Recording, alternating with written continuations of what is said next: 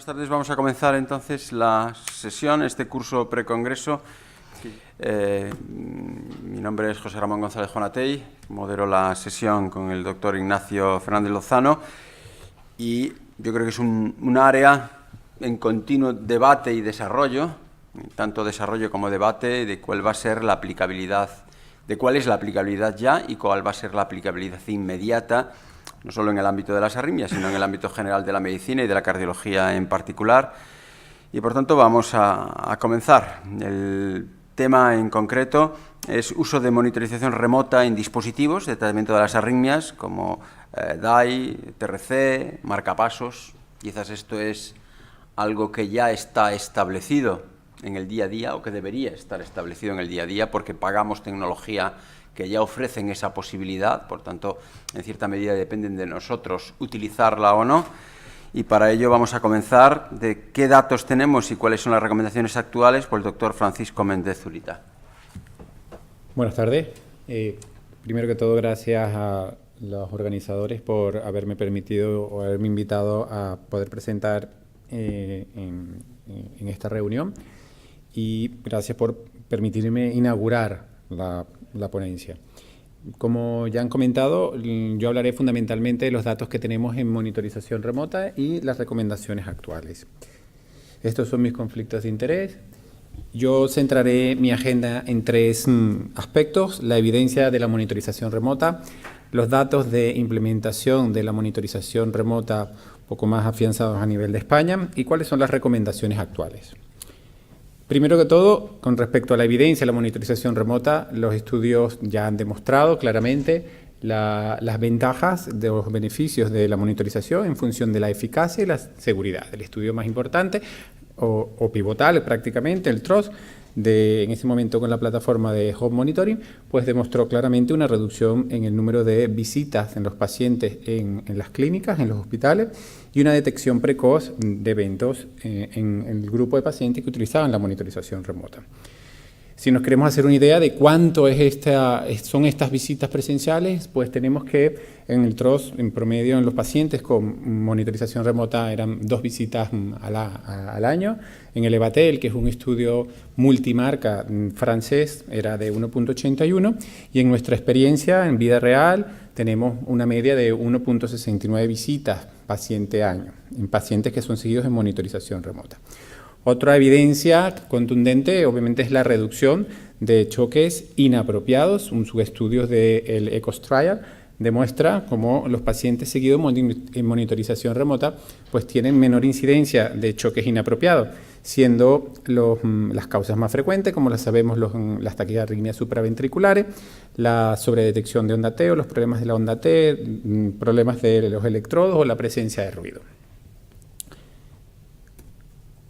Solamente mostrar que esto lo presentamos el año pasado y lo presentaremos ahora también en la ERA, un poco cuál es nuestra experiencia con respecto a las descargas inapropiadas.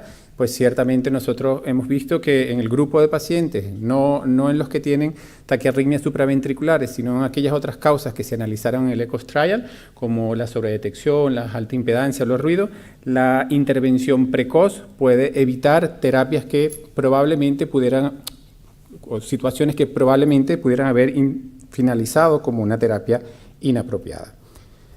Ahora bien, ¿qué es lo que al final le importa al cardiólogo? El cardiólogo al final siempre termina hablando de mortalidad. ¿Cuál es el impacto en la mortalidad o en las hospitalizaciones en los pacientes con monitorización remota? El primer estudio grande que avaló la mortalidad fue el Altitude, en este caso con la plataforma de Latitude de Boston Scientific. No fue un estudio aleatorizado, pero con un gran volumen de pacientes que demostró que a largo plazo los pacientes tanto con resincronizadores o con desfibriladores pues tenían una reducción de la mortalidad. Sin embargo, este tema de mortalidad no siempre ha sido tan claro, ni los resultados siempre han sido tan buenos. En el único metaanálisis que verdaderamente revisa estudios randomizados en donde se compara la monitorización remota con el seguimiento habitual, pues demuestra como o muestra que en muchos de ellos no existe un claro beneficio sobre la mortalidad cuando el paciente es seguido por monitorización remota. Sin embargo, hay un estudio importante, el INTIME Trial, que utiliza home monitoring, Biotronik, que sus resultados sí verdaderamente demostraron que había un beneficio en la mortalidad, pero en el conjunto de datos no se tuvo el mismo resultado. Yo voy a coger el ejemplo del INTIME Trial porque es un estudio que a mí en particular me gusta mucho porque ciertamente demuestra un beneficio en mortalidad en los pacientes con, no solamente en la muerte, sino también en un endpoint que ellos valoraron, que era el de insuficiencia cardíaca, ingreso por insuficiencia cardíaca, cambio en la clase funcional o en la calidad de vida.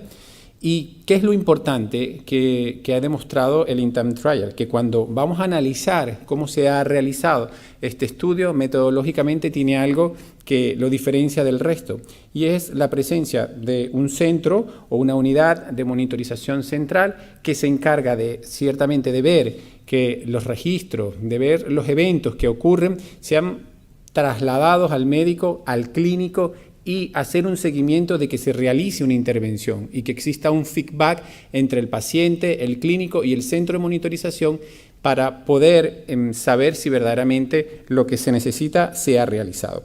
Y probablemente, o por lo menos a mi criterio, yo creo que esta es una de las fortalezas que puede tener este estudio. Así que yo saco una experiencia y creo que es importante, y es recordar que la telemonitorización por sí sola probablemente no sea capaz de reducir mortalidad ni hospitalizaciones, que es importante que no se requiera una intervención directa por parte del paciente, sino una adquisición automática de los datos y una transmisión prácticamente inmediata de los mismos, que se realice una intervención precoz, una intervención a corto tiempo después de haberse recibido un evento, y que en muchos casos se deba valorar cuál ha sido la respuesta a esta intervención.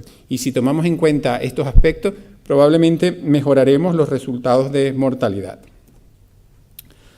Hasta ahora lo que he comentado básicamente se refiere a dispositivos de alto voltaje, a los desfibriladores y a los desfibriladores con resincro. Pero ¿qué pasa con los marcapasos? Que probablemente es el mayor volumen de dispositivos cardíacos que implantamos.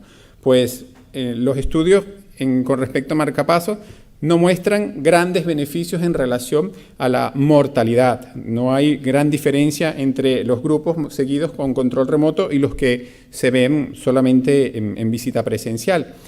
Hay algunos registros, porque son estudios de cohorte, en donde han demostrado disminución de las hospitalizaciones en los pacientes con marcapasos. Y esto es un registro americano de pacientes Medicare, es una serie muy grande, pero es un registro bastante retrospectivo.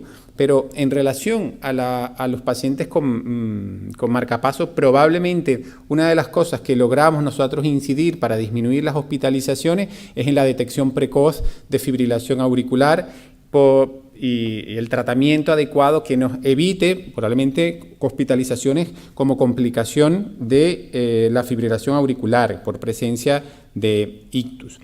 Y obviamente, sabiendo que en la mesa está el doctor Javier García Fernández, tenemos que hablar del Remote Monitoring Alone Trial, que ha sido un estudio totalmente hecho en centros españoles y que el objetivo fundamental era intentar demostrar que la monitorización remota exclusiva era también una alternativa de seguimiento de los pacientes con dispositivos cardíacos implantables.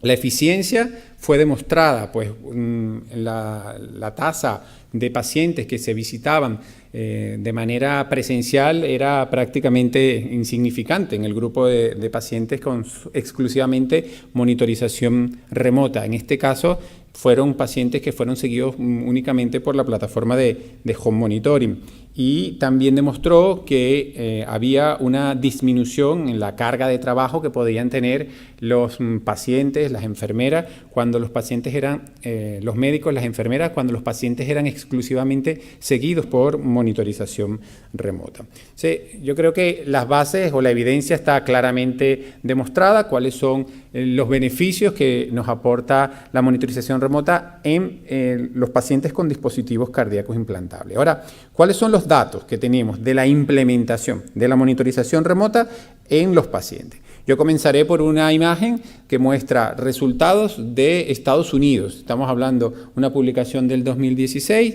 de Piccini, en donde ellos describen básicamente pacientes de Medicare, un gran volumen de pacientes, y distribuyen cuántos de ellos tienen, teniendo la posibilidad de estar activos, a tener activación de la monitorización remota, cuántos están activos. La mayoría eran ICD desfibriladores y resincronizadores desfibriladores. El 50% a nivel nacional tenían activación de la monitorización remota, mientras que en el caso de los marcapasos solo llegaba a un 29% y en el caso de los marcapasos resincronizadores a un número bastante similar, 27%. Ahora, yo como resultado a nivel europeo, lo más nuevo que conseguí, no sé si hay alguna publicación más reciente, es del año 2014, de una encuesta también de monitorización remota que se realizó en Europa, en donde los centros que se valoraron, en un 23.5% reportaron que no utilizan la monitorización remota.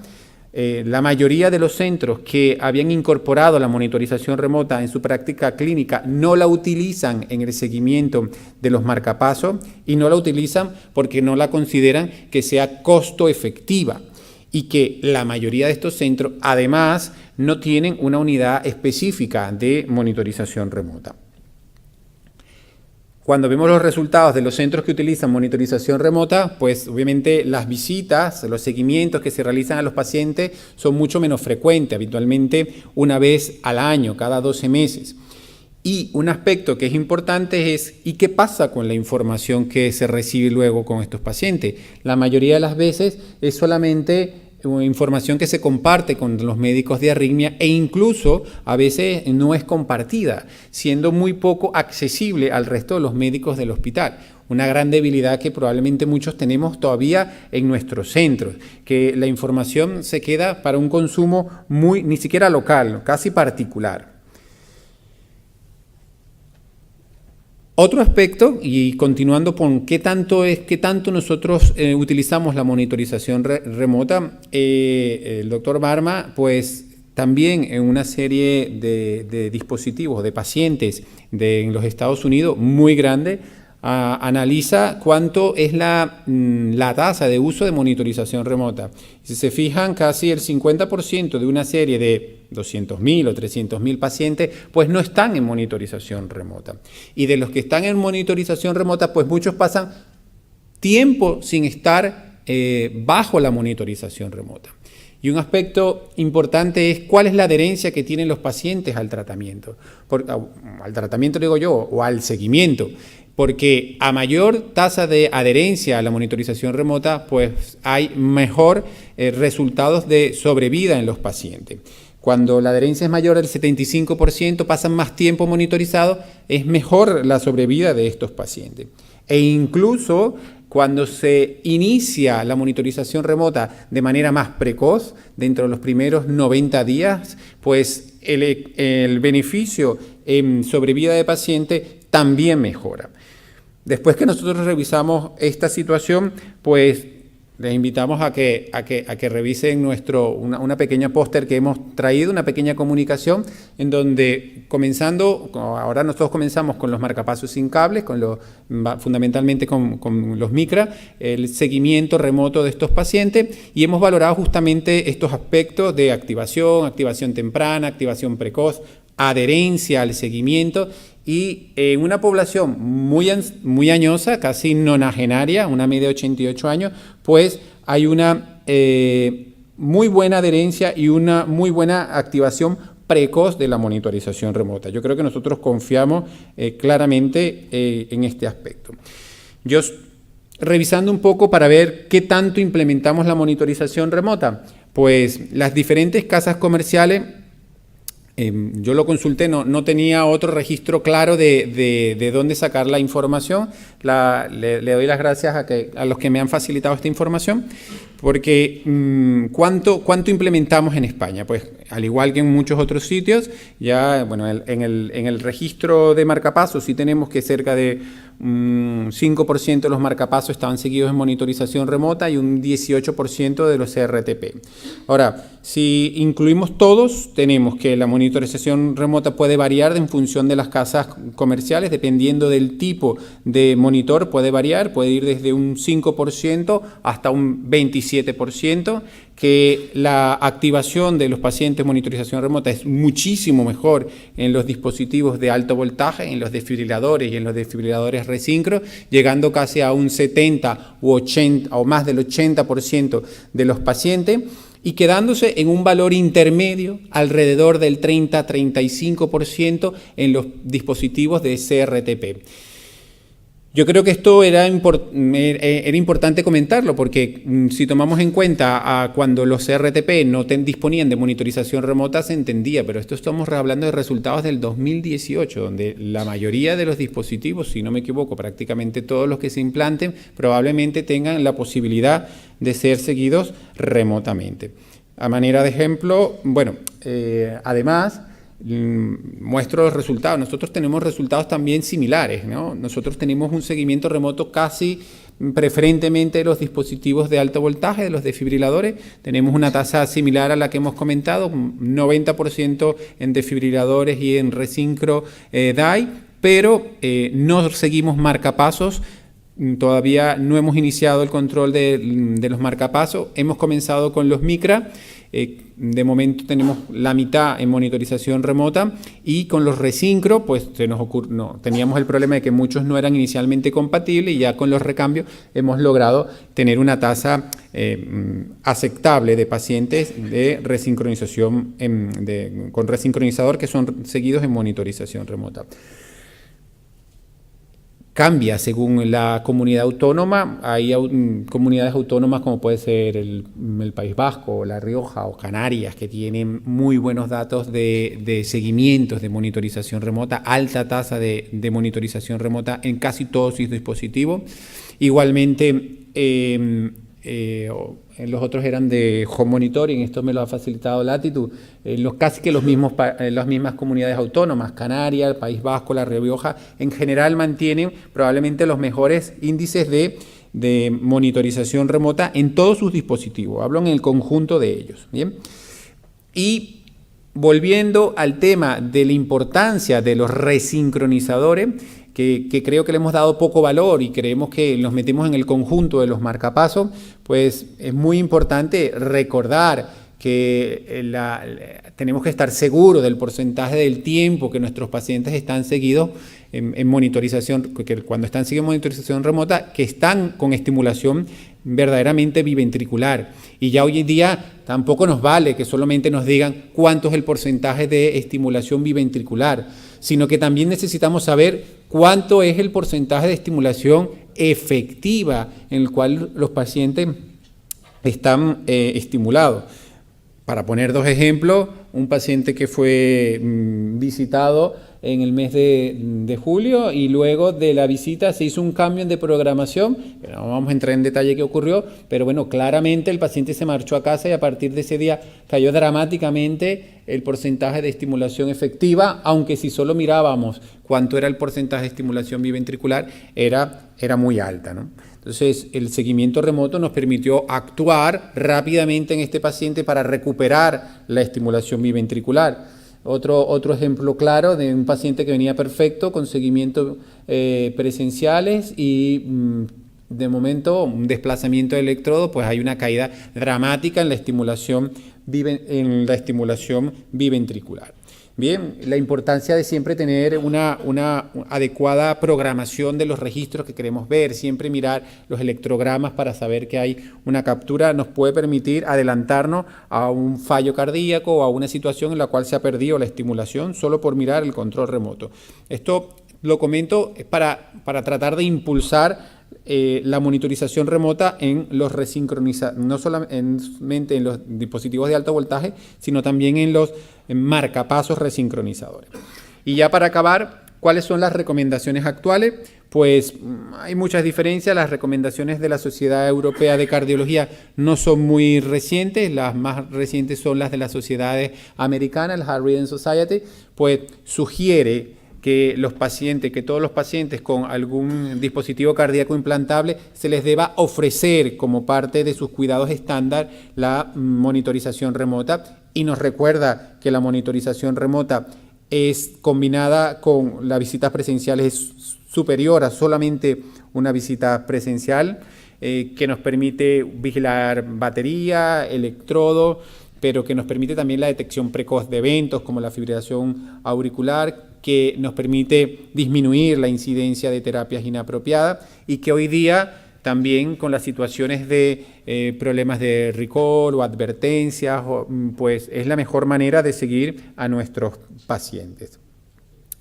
En estas pautas de recomendación, que son del año 2008, pero que hacen referencia en las guías del 2015 de la Heart Rhythm Society, queda muy claro que las visitas casi pueden ser intercambiables, pueden ser remotas o presenciales en la mayoría de los dispositivos. Siempre esto no es una pauta fija, sino que se puede modificar en función de la necesidad clínica, y aquí hablamos de los recall, y recordar y hacer hincapié en el papel del paciente dentro de su propia enfermedad. Así que debemos hacer del paciente una figura activa, no una figura pasiva en el manejo de su propia enfermedad. Y tener un control remoto, pues es parte de este empoderamiento del paciente. Como conclusión, la monitorización remota constituye un componente esencial de los cuidados de los pacientes con dispositivos cardíacos implantables. Reduce visitas presenciales, descargas inapropiadas y acorta el tiempo para la toma de decisiones, que nosotros consideramos que debe activarse precozmente y que es una herramienta que permite al paciente tener un rol central en el manejo de su enfermedad. Y como aquí hace poco estuvo el Mobile Technology número no sé tal, a ver si estamos preparados para un seguimiento en el año 2025. Gracias.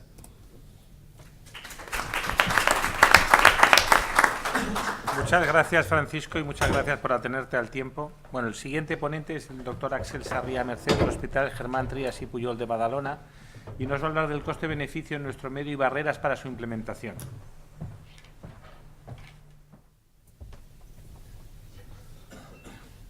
Bueno, pues buenas tardes. Gracias por asistir y gracias también a la organización por invitarme a participar en este curso.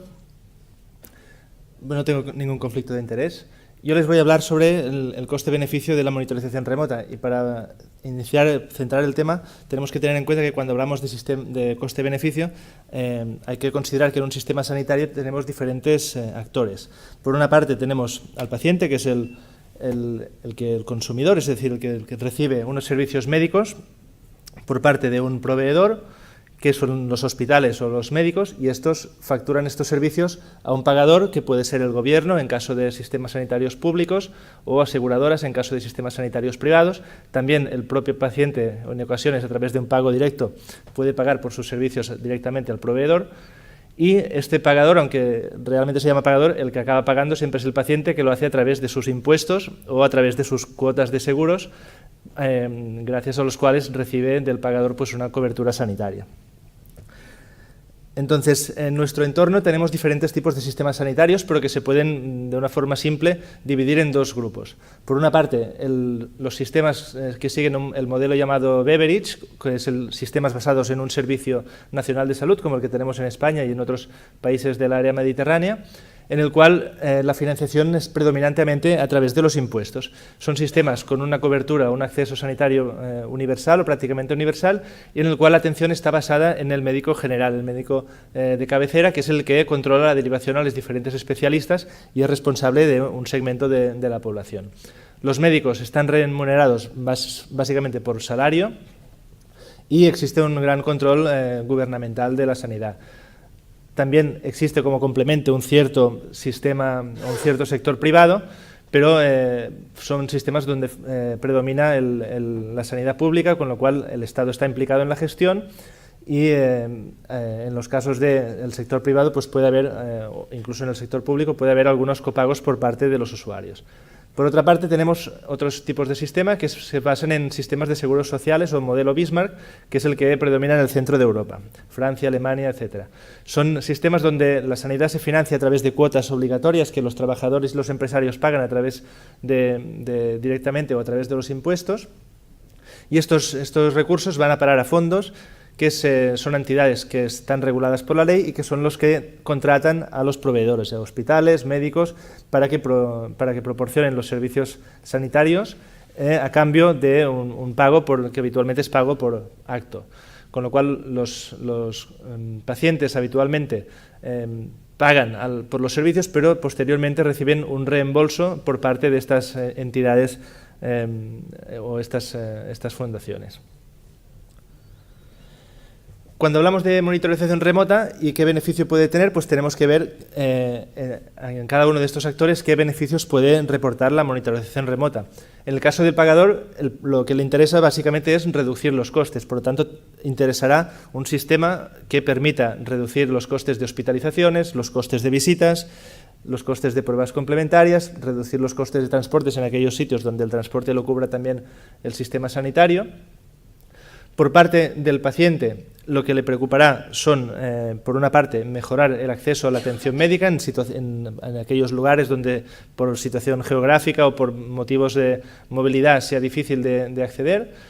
Por otra parte, la posibilidad de detectar de forma precoz complicaciones y tratarlas antes de que deriven en problemas más graves. Proporcionar una cierta tranquilidad al saber que está siendo controlado de alguna forma más continua y más fiable. El ahorro económico en transporte, en días de pedir fiesta al trabajo, en cuidadores, en los pacientes que necesitan a alguien que les acompañe al hospital. Y por otra parte, el paciente también se siente más implicado en su enfermedad, mejora su autonomía y mejora su autocuidado. Desde el punto de vista del proveedor, los beneficios que nos puede aportar la monitorización remota son, por un lado, mejorar los tiempos de espera, evitar visitas presenciales, mejorar los ratios médico-paciente. Esto mejora la eficiencia de la atención y mejora los tiempos de reacción ante potenciales problemas o complicaciones que puedan tener los pacientes. También ayuda a fidelizar los usuarios y además nos proporciona una gran cantidad de datos de seguimiento que pueden ser útiles a la hora de diseñar estudios o mejorar la atención a los pacientes. Entonces, cuando analizamos el coste-beneficio, tenemos que tener en cuenta todos estos factores. Por un lado, qué factores están relacionados con el sistema, qué tipo de sistema sanitario tenemos, si es público, si es privado, si la monitorización remota está sujeta a algún tipo de facturación o reembolso específico. Por otra parte, quién costea el dispositivo de monitorización y la tecnología que va asociada con el dispositivo, y qué infraestructuras tenemos ya disponibles y qué infraestructuras no tenemos a la hora de diseñar un programa de monitorización remota.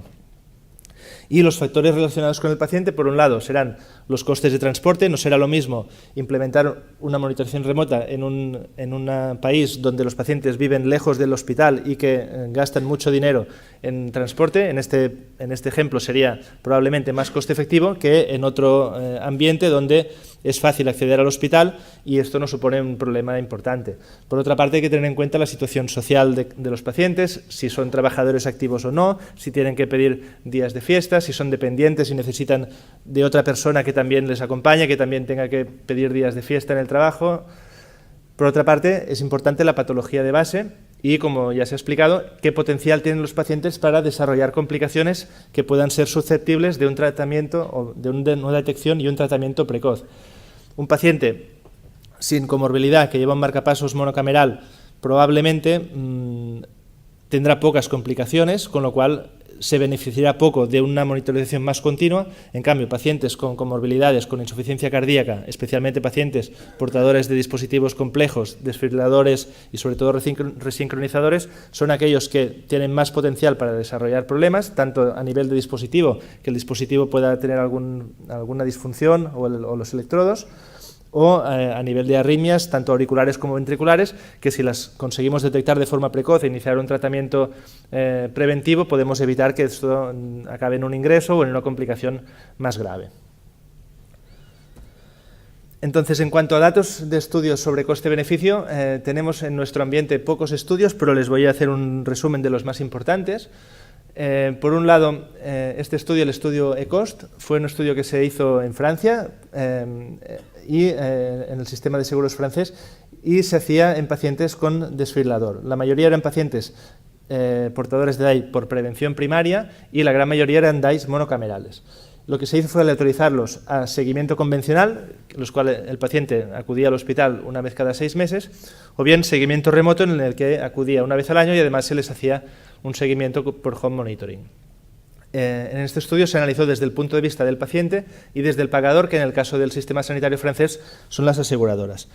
Pues bien, lo que se vio es que desde el punto de vista de costes hubo una reducción de los costes de un 25%, pero solo en los costes relacionados con el manejo del dispositivo, en el sentido que incluían las visitas y los costes asociados al transporte para acudir a las visitas. Esto era así tanto para los costes que pagaba, los costes que reembolsaba la aseguradora, como los costes que tenía que pagar el mismo paciente. Si nos vamos a los costes que incluían también, además de las visitas, el tratamiento farmacológico y las exploraciones cardiovasculares ambulatorias, se mantenía este ahorro, aunque no era tan grande, era un 13%, y cuando íbamos a los costes de hospitalizaciones, había una disminución de los costes, pero no llegaba a ser significativa. Es decir, que básicamente reducían los costes relacionados con las visitas presenciales y con los transportes. En este otro estudio, también aleatorizado y que incluía cinco países europeos, entre los cuales España, en 17 hospitales diferentes, también eran pacientes similares, pacientes portadores de desfibrilador, de ellos la mitad en prevención primaria y un poco más de la mitad DAI monocameral, y también de forma similar al estudio anterior se aleatorizó a un seguimiento convencional que implicaba una visita anual, pero habitualmente semestral, y un seguimiento remoto con una visita anual y monitorización remota continua con home monitoring.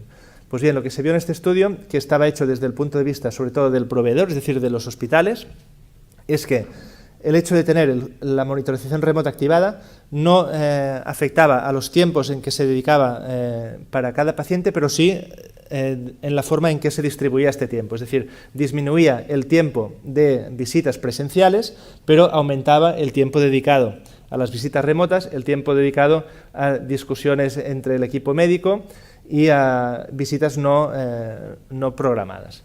El tiempo global por paciente era el mismo y el tiempo que dedicaba el personal sanitario también era diferente, pero con una disminución del tiempo que empleaba el médico y un aumento del tiempo que empleaba la enfermera, con lo cual, en este sentido, el hospital sí que podía, de alguna forma, reducir los costes de personal.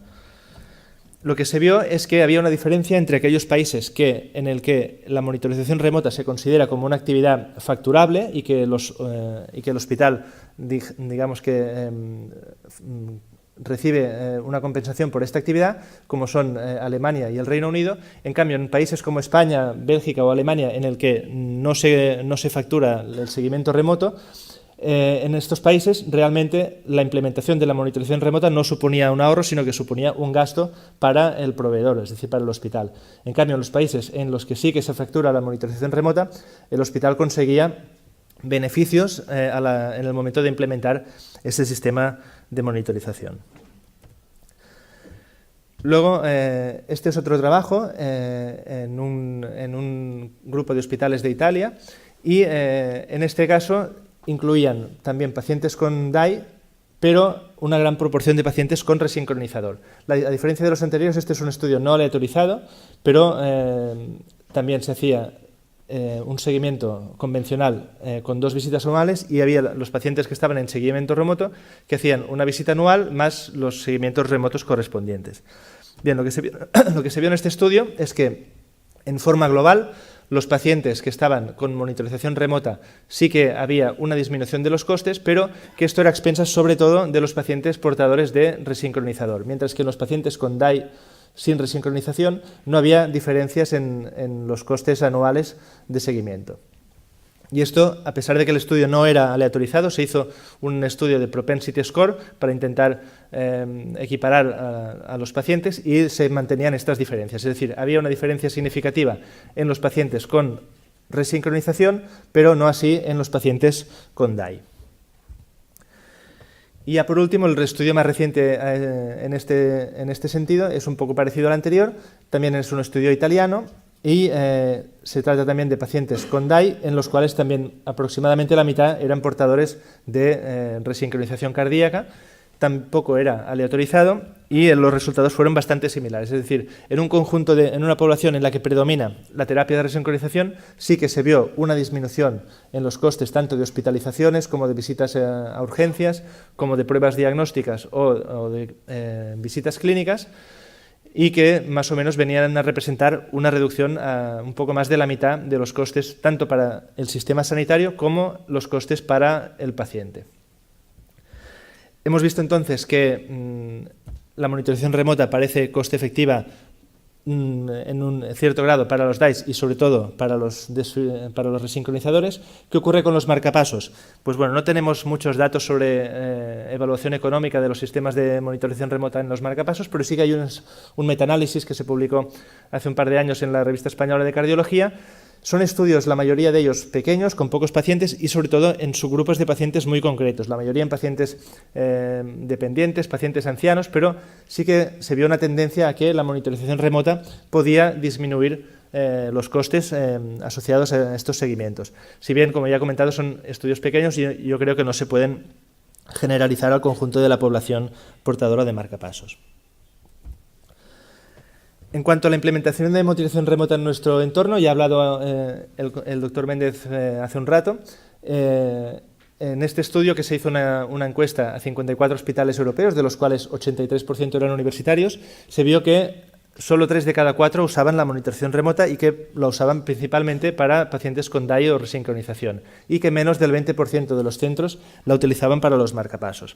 En cuanto a la estructura y a los flujos de trabajo, pues eran variables, pero sí que más de un 64% de los centros no disponían de una unidad específica de monitorización remota y un 25% no disponían de un circuito establecido o un protocolo específico para el seguimiento de estos pacientes. Lo que sí que se vio es que más de la mitad era una tarea que la llevaba a cabo fundamentalmente enfermería con apoyo de un médico responsable. Entonces, cuando hablamos de qué barreras o qué problemas tiene la implementación de monitorización remota y por qué no es más amplia en nuestro entorno, pues yo creo que las barreras se podrían dividir entre estos 4 grupos, ¿no? Por un lado, barreras que podría tener el propio paciente, a veces puede ser por escasa cultura tecnológica. Esto hoy en día no es tan así, porque realmente los dispositivos actualmente son bastante sencillos y cualquier paciente con un mínimo de cultura es capaz de utilizarlos. Sí que puede haber pacientes que a lo mejor tengan cierta preferencia por las visitas presenciales porque sienten que el hecho de que los vea el médico en el hospital parece ser que los hace sentir mejor controlados, y algunos esto del control a distancia pues quizá lo ven con un poco más de recelo. Puede haber problemas de falta de acceso a Internet o falta de acceso a telefonía, pero esto yo creo que hoy en día también es poco habitual. Por parte desde el punto de vista tecnológico, una posible limitación es que existen diferentes plataformas, es decir, cada casa comercial tiene una plataforma diferente. Esto pues implica que se requiere una formación específica para hacer el seguimiento con cada uno de los diferentes dispositivos. Esto evidentemente pues, produce una carga asistencial y una sobrecarga de información que a veces puede incluso no tener mucha relevancia. Y que todavía hay una cierta dificultad en integrar los datos de la monitorización remota en la historia clínica electrónica para que puedan ser fácilmente compartidos o consultados por los diferentes médicos responsables del seguimiento del paciente. Desde el punto de vista del proveedor, pues hemos visto que una posible limitación es la falta de incentivo, es decir, esto implica una carga de trabajo que a menudo no está contabilizada, que el hospital no tiene en cuenta a la hora de designar unos intervalos o unos tiempos o unos recursos humanos destinados a hacer esta actividad. A veces no está bien integrada en el flujo de trabajo, sino que se hace cuando se puede, a ratos libres, y esto dificulta o entorpece el seguimiento. Y por parte del sistema, pues tener en cuenta el coste-beneficio, quién se hace responsable de los costes de la tecnología, el tipo de financiación y también cuestiones médico-legales que luego comentaremos. En cuanto a la falta de reembolso, según esta encuesta, se considera el principal escollo, la principal barrera a la hora de implementar la monitorización remota, seguido de cuestiones técnicas y también cuestiones de carga de trabajo. La carga de trabajo, como ya he dicho, pues si tenemos dispositivos de diferentes casas comerciales, pues esto implica acceder a diferentes páginas web, cada una de ellas con una determinada estructura, y esto pues implica un tiempo que luego hay que emplear en detectar las alertas, introducir los datos en la historia clínica, hacer las actuaciones que sean necesarias para cada uno de los pacientes, y evidentemente es una carga de trabajo que a la hora de tenerlo en cuenta para organizar la consulta, pues es importante. ¿Cuánto representa más o menos en cuanto a carga de trabajo? Pues según este estudio, más o menos el seguimiento remoto de un paciente con marcapasos debería llevar alrededor de 1 minuto y como mucho 1 minuto y medio en el caso de dispositivos más complejos como CRT. Esto es la media. Evidentemente hay pacientes que pueden llegar hasta 15-20 minutos si tenemos alguna incidencia importante. Pero más o menos, para hacernos una idea, podemos contar que gastaremos 1 hora al mes por cada 100 pacientes que tengamos en monitorización remota. Y por último ya, hablar de las cuestiones legales, ¿no? Cuando tenemos pacientes con monitorización remota tenemos que asegurarnos de que tengan un consentimiento informado, que el paciente esté bien informado de qué implicaciones tiene, de cuáles son las prestaciones y las limitaciones de esta tecnología. Tenemos que asegurarnos de que se cumple con el reglamento de protección de datos. En cuestiones de vulnerabilidad y seguridad también hay que tenerlas en cuenta. Por ahora esto quizás es un tema más de ciencia ficción, pero el hecho de que los dispositivos puedan ser controlados de forma remota pues puede abrir la puerta a que haya actuaciones maliciosas por parte de hackers y demás. Y también que el paciente tiene que saber que la monitorización remota no es un sistema de emergencias, no está pensado para ello, sino para detectar de forma precoz complicaciones, pero no es si el paciente tiene algún problema clínico, no debe confiar en que la monitorización remota lo va a resolver. Y por último, un tema importante es la responsabilidad del médico ante las alertas. Esto tenemos que tenerlo presente y tiene que quedar bien establecido cuando implementamos la monitorización. Primero, ¿quién debe interpretar las alertas? Si tiene que ser el médico o bien la enfermera o un técnico. ¿Cómo hay que actuar ante una alerta? ¿Cuál es el tiempo de respuesta que se considera adecuado? Y cómo nos aseguramos de que todas las alertas han quedado resueltas. Y bueno, esto es todo lo que quería contarles. Gracias por su atención. Muy bien, pasamos a la tercera presentación, que es un poco la integración de la información, plataformas de integración de esta información, en realidad cómo integramos y qué sacamos y cómo actuamos ante la información que nos ofrecen estos dispositivos, los dispositivos ya a día de hoy. Buenas tardes. Antes de nada, quisiera agradecer a la organización Somos la invitación para participar en este curso. Y son mis conflictos de interés. Voy a intentar hablar un poco de las plataformas de integración. Como hemos visto previamente, la monitorización remota ya se inició en los años 90 con las plataformas inductivas y posteriormente a partir del año 2000, cuando empezó la primera plataforma totalmente automática con monitorización remota. Desde entonces tenemos muchas evidencias científicas que nos soportan el hecho de su utilización. Hemos visto que en desfibriladores es no inferior a los seguimientos convencionales. Hemos visto que es no inferior a seguimientos convencionales en marcapasos. Dando una vuelta de tuerca, hemos visto en marcapasos y desfibriladores, por un lado, con seguimiento solo remoto y por otro lado, con seguimientos remotos más presenciales, que los seguimientos presenciales realmente no aportan nada en cuanto a seguridad en 24 meses. Y sí que vemos que es mucho más eficiente el hecho de un seguimiento remoto prácticamente aislado. porque es más seguro. Hemos visto que reduce, como hemos visto previamente, el doctor Méndez nos ha comentado, se reduce el tiempo para tomar una decisión clínica, tanto el Connect que utilizaba el CareLink o el Trust que utiliza Home Monitoring, reduce los choques apropiados, como el eCost, y hay evidencias que la monitorización remota, pero no la interrogación remota, que son diferentes, la monitorización remota como sistema de alertas con monitorización continua y que diariamente nos mandan información, y no la interrogación remota, que es prácticamente lo mismo que la presencial, pero hecha online. Mejora la supervivencia, claramente, como lo hemos visto en el InTime y en el Altitude, en Merlin.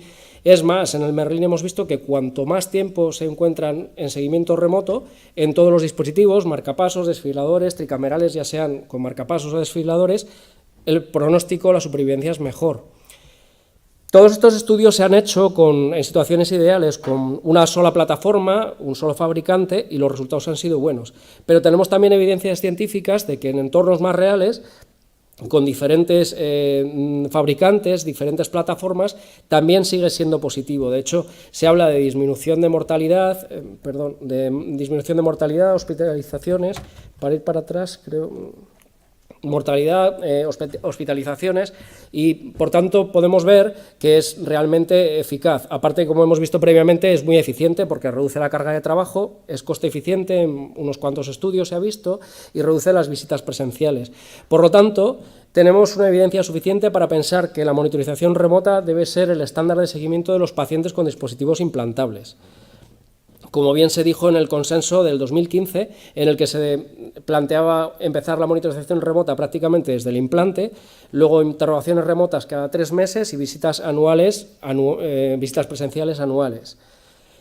Pero, ¿qué ocurre? Tenemos diferentes fabricantes y, como casi todo en medicina, tenemos necesidad de poder homogeneizar los datos. Tenemos que conseguir los datos de los diferentes fabricantes y que puedan ser accesibles a todos los usuarios, en realidad. Así se generaron diferentes organizaciones, como es el Health Level 7, el HD7 famoso, que se generó en los 80 y que intervienen un montón de actores, organismos gubernamentales, proveedores, pagadores, y no desarrolla software, pero crea normas o estándares sobre los cuales debemos de basarnos para que toda la información pueda llegar de una forma fiable y segura. Y así se pudo generar la historia clínica informatizada, y se ha generado un estándar que es el estándar ICO, Implantable Device Cardiac Observation, que define los estándares para la transferencia de información que generan los diferentes dispositivos cardíacos implantables, desde lo que es el fabricante al usuario o la historia clínica informatizada. De tal manera que se pueden generar la información, ya sea por las visitas presenciales o bien la monitorización remota, y siguiendo estos estándares ICO, que en concreto los dispositivos implantables es el 11073-10103, que nos permite llevar toda la información o bien a un sistema intermedio que aúne todas las plataformas, o realmente a la historia clínica informatizada, la historia clínica del hospital. Pero ¿cuál es la situación real que tenemos actualmente? Pues en las consultas presenciales nos encontramos que tenemos 5 programadores distintos que generan 5 informes totalmente diferentes, y a partir de los cuales tenemos que generar nuestro propio informe para que vaya a la historia clínica informatizada, lo cual es muy laborioso. Pero en el seguimiento remoto ocurre lo mismo. Tenemos 5 plataformas diferentes con sus líneas de internet, que por lo menos en mi hospital habitualmente no va nada bien, que tenemos que interpretar, nos descargan informes totalmente distintos unos de otros, y tenemos que generar de allí informes para que vayan a la historia clínica informatizada. Y esto, la verdad, que se interrumpe en un montón de pasos, y la mitad de las veces no llega. ¿Qué problemas tiene la monitorización remota actualmente? Pues, para empezar, hay 5 plataformas que generan alertas y generan mucho ruido. El 90% de las alertas son falsos positivos, sobre todo si miramos los datos que tenemos de los Holters subcutáneos. Entonces, en muchos casos, ¿qué pasa? O no se ven o se desconectan las alertas, lo cual en realidad pues no sé muy bien qué es lo que estamos haciendo. Y genera mucha sobrecarga, porque todo esto hay que mandarlo a la historia clínica del hospital. Hay que llamar a los pacientes cuando tienen un problema para ver qué hacemos con ellos, y tenemos que colaborar con el resto de servicios, con la gente de insuficiencia cardíaca, para comentarles que un paciente no está bien resincronizado. Bueno, hay que hacer muchas cosas. Entonces, ¿Qué le pedimos a las diferentes soluciones o a las plataformas integradores para que nos faciliten el trabajo? Pues para empezar, y más importante, tienen que ver todos los dispositivos de todos los fabricantes, tanto en remoto como en presencial. Y esto no siempre es fácil, porque no todos los dispositivos, sobre todo no todos los programadores, consiguen ser leídos o ser vistos por la mayor parte de soluciones. Entonces, esto es una batalla que probablemente en los próximos años habrá que ir solucionando, porque la información debe ser fluida y debe conseguir llegar a los hospitales, que es donde tiene que llegar. Tenemos que conseguir que los análisis de datos remotos sean fiables, que los filtrados de alertas sean fiables y nos permitan focalizarnos en los pacientes que más lo necesitan. Yo también le pediríamos en los laboratorios de arritmias que nos sirvan para poder hacer los informes de los implantes, de los estudios electrofisiológicos, poder citar a los pacientes. Desde luego tiene que poderse integrar en la historia clínica informatizada, poder meter las interrogaciones remotas y permitir adaptarse al entorno de cada hospital. Es importante que podamos descargar los datos de los registros de ablación, los registros actualmente de los cardiodispositivos, que nos permita colaborar con el resto de departamentos, explotar los datos, estadísticas, consumos, listas de espera, y creo que es bastante importante también que podamos notificar a los pacientes que se les ha hecho una revisión remota. ¿Por qué creo que es importante? Si comparamos los datos del REFORM con los datos del ARE-Malone, vemos que en el REFORM se seguían desfibriladores puestos la mayor parte de ellos por prevención primaria, los cuales se revisaba o bien presencialmente de forma anual o cada 3 meses. En el ARE-Malone se seguían marcapasos y desfibriladores, a los cuales en un grupo se seguía por monitorización remota solo y en el otro grupo por monitorización remota más intervenciones, más visitas presenciales. Se ve que en el grupo, en el REFORM, siendo los dos grupos seguidos por monitorización remota, tienen muchas más visitas no programadas en el grupo que menos se les ve presencialmente. Y esto no ocurre, sin embargo, en el ARE-Malone. Y básicamente creemos que es porque en el ARE-Malone cada 6 meses, en las interrogaciones remotas, se les mandaba un informe clínico a los pacientes informándoles de que su dispositivo estaba correcto y básicamente que podían saber que había alguien al otro lado de la línea que estaba viendo lo que estaba pasando. Actualmente no tiene sentido lo de mandarles una carta con las aplicaciones, SMS, mails, pero yo creo que es importante que tengamos esto en cuenta. ¿Cómo se comparten los datos de las diferentes plataformas? Pues bien, tenemos que conseguir que de las diferentes webs nos lleguen a la historia clínica informatizada, y lo que hay es una interface que han generado cada uno de los fabricantes, que funciona como un servicio de mensajería, en el cual hay un servidor, que son las propias webmails, y un cliente que está situado en el intranet de los diferentes hospitales. Es unidireccional, solo se puede mandar información desde las webmails a intranet, pero a demanda del cliente. Y se mandan datos discretos y PDF en los formatos HL7 e ITCO. Actualmente Microport solamente se pueden hacer descargas manuales, pero parece ser que está en fabricación y que no tardará demasiado la interface. Y de aquí pasa a las diferentes plataformas de integración y de ahí con un formato ya uniforme a la historia clínica informatizada. De ahí podemos sacar datos discretos, electrogramas, podemos sacar pues muchas cosas. Pero hay que tener en cuenta que los diferentes fabricantes, a la hora de información, mandan los datos según el estándar ITCO, que son unos datos obligatorios, que no son todos, y a partir de ahí unos dan más datos y otros dan menos datos. Entonces no siempre es exacto lo que mandan en la interrogación remota con la interrogación presencial. Entonces cada una de las soluciones intenta complementar los datos que faltan con escaneado de los datos de PDF y demás para poder dar informes más completos. ¿Cómo se analizan los datos? ¿Cómo se filtran los datos y las alertas? Pues existen dos alternativas. Por un lado tenemos unas soluciones que utilizan lo que llaman la inteligencia artificial y por otro lado otras soluciones utilizan lo que es un centro de servicios, que es personal experto que analiza estos datos. Entonces, con inteligencia artificial utilizan los códigos de colores, como vemos en las diferentes webmails, y añade cada uno de ellos sus características diferenciales. Entonces, con esta solución tenemos a LindaCare, Physicom o Implicity, por ejemplo. Y la ventaja de esto es que tan solo el coste es el del programa más el mantenimiento del programa. Sin embargo, cuando se contrata un servicio con un servicio técnico experto, aparte del programa y el mantenimiento, hay que pagar el servicio que eso supone, con lo cual es algo más caro que la otra solución. También aportan extras con respecto a eso, porque ayudan en la programación de agendas, en la explotación de estadísticas, y tienen otras virtudes, pero en realidad es más caro. Y esto lo utiliza, por ejemplo, Mediconnect o ScottCare o Geneva Solutions, que son básicamente plataformas que funcionan más en el ámbito americano.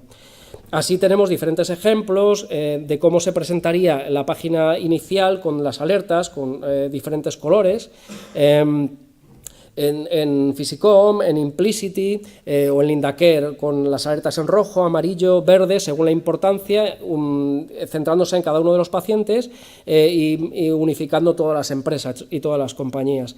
El centro de recursos, sin embargo, funciona con un servicio central que analiza todos los datos de todas las plataformas, coge todas las alertas y todas las programaciones y de allí nos lo manda a la historia clínica del hospital, comunicándonos, clasificándolo también con códigos de colores, evidentemente, y poniéndonos comentarios o llamando y haciendo, digamos, una aportación extra con respecto al otro. Es muy importante que podamos explotar estadísticamente todos los datos que tenemos, y estas soluciones, la mayor parte de ellas, lo implementan. Tanto los umbrales, baterías, gastos, consumos, listas de espera, pues todo lo que nos puede llegar a interesar en algún tipo de momento. ¿Y qué es lo que hace cada una de las plataformas ahora mismo? Pues de momento tenemos unas que tan solo se dedican a lo que es la monitorización remota como tal, pero hay que saber que todas estas soluciones son soluciones muy jóvenes. La mayor parte de ellas no tienen más allá de 5 años, están en continuo cambio y en continuo crecimiento, y según van evolucionando van añadiendo más cosas. Estas de momento lo va a hacer Lindacare, Implicity, Geneva Solutions, viendo también los programadores, en las visitas presenciales también funciona Mediconnect, Physicom, IDEA y ScottCare. Ahí hay algunas de ellas que funcionan como sistemas de gestión completos. Básicamente pueden funcionarse con todas las necesidades que puede tener una unidad de arritmias, o incluso como una unidad de cardiología, integrando todos los datos de ecos, de hemodinámica, pues todo lo necesario. En conclusión, la monitorización remota debe ser el estándar de tratamiento de los pacientes portadores de dispositivos. Una incorrecta gestión de la misma sobrecarga nuestras unidades de una manera muy importante en realidad. A mi forma de entender, son necesarias estas plataformas de integración y básicamente con una visión integral de la unidad de arritmias, para que nos podamos dedicar básicamente a lo que sabemos hacer mejor, que es tratar a nuestros pacientes y no perder el tiempo en otras cosas. Y creo también que como secciones implicadas debemos hacer que nuestras administraciones impongan un estándar que obligue a dar una mayor uniformidad, a compartir y hacer fácil el acceso a la información que necesitemos, tanto de los programadores como de monitorización remota. Ya hay movimientos al respecto en la ERA y en el Harry Eden Society, pero yo creo que tenemos que incidir en esto. La información debe ser algo que debe ser compartido y que nos debe llegar en su totalidad. Debo agradecer a todas las personas implicadas de las diferentes empresas todo lo que me han ayudado y toda la información que me han dado, porque si no, no hubiese sido posible contaros esto aquí hoy. Y muchas gracias.